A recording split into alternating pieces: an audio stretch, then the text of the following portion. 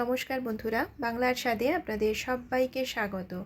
পশ্চিমবঙ্গের বাইরে বিভিন্ন রাজ্যগুলোতে মন্দিরে ভান্ডারার যে আলুর তরকারিটা সার্ভ করা হয়, আজ আমি সেই আলুর তরকারি আপনাদের সঙ্গে শেয়ার করব। আপনারা একটু অন্যরকম কিছু খেতে চাইলে লুচি বা পরোটার সাথে এই তরকারিটা বানিয়ে খেতে পারেন।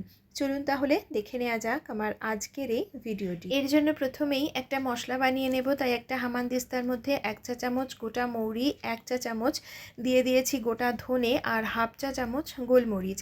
এবার হামানদিস্তাতে এগুলোকে একটু ভেঙে নিচ্ছি, তবে একটু দেখিয়ে দিচ্ছি। দেখুন, একদম কিন্তু ফাইন পাউডার বানাইনি, একটু দানা দানা রেখে আমি এই মশলাটাকে বানিয়ে নিয়েছি।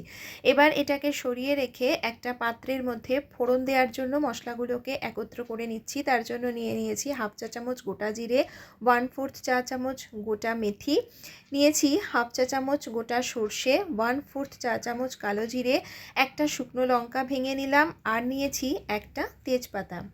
এই মশলাগুলো আমি ফোড়নের জন্য ব্যবহার করব।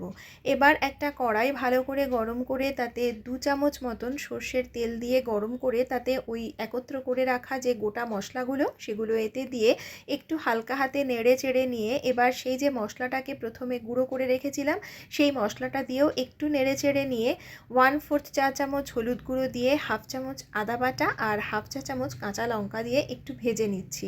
এবারে এতে দিয়ে দিলাম একটা ছোট সাইজের টমেটোটা যখন হালকা একটু নরম হয়ে গেছে আর ভালো করে ভাজা হয়ে গেছে, সেই সময় এতে দিয়ে দিচ্ছি হাফ চা চামচ জিরে গুঁড়ো, হাফ চা চামচ ধনে গুঁড়ো, হাফ চা চামচ কাশ্মীরি লঙ্কা গুঁড়ো, স্বাদ মতো লবণ, সামান্য একটু জল দিয়ে মশলাটাকে তেল ছাড়া পর্যন্ত ভালো করে কষিয়ে নিলাম।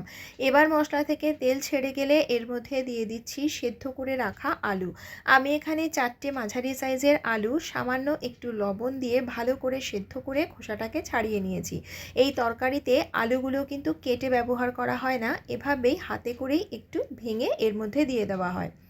এবারে এই আলুর সাথে মশলাটাকে খুব ভালো করে মিশিয়ে একটু কষতে দেব, যাতে মশলার পুরো কোটিং আর ফ্লেভারটা আলুর ভেতরে চলে আসতে পারে। আলুটা মশলার সাথে ভালো করে মিশে গেলে এবার দিয়ে দিচ্ছি পরিমাণ মতন জল। ভান্ডারার এই আলুর তরকারিটা একটু ঝোল ঝোল হয় যেহেতু লুচির সাথে সার্ভ করা হয়, তবে অবশ্যই আপনারা যেরকম গ্রেভি রাখতে চান সেই আন্দাজে জলটাকে কিন্তু ব্যবহার করবেন। ভালো করে সমস্ত কিছু নেড়ে চেড়ে মিশিয়ে দিয়ে এবারে এর মধ্যে 2টো চেরা কাঁচা লঙ্কা দিয়ে গ্যাস কমিয়ে ঢাকা দিয়ে রাখছি মোটামুটি 3 থেকে 4 মিনিটের জন্য।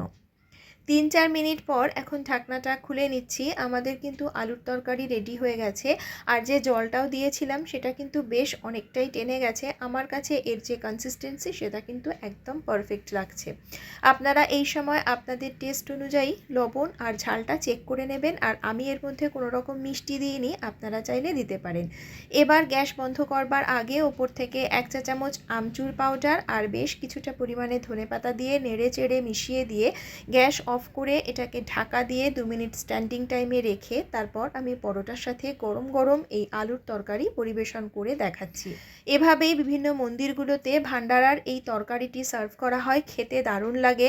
আপনারাও কিন্তু বানিয়ে অবশ্যই আমাকে কমেন্ট করে জানাবেন, এবং আমার রেসিপিটি শেষ পর্যন্ত দেখার জন্য আপনাদের সকলকে জানাই অসংখ্য ধন্যবাদ।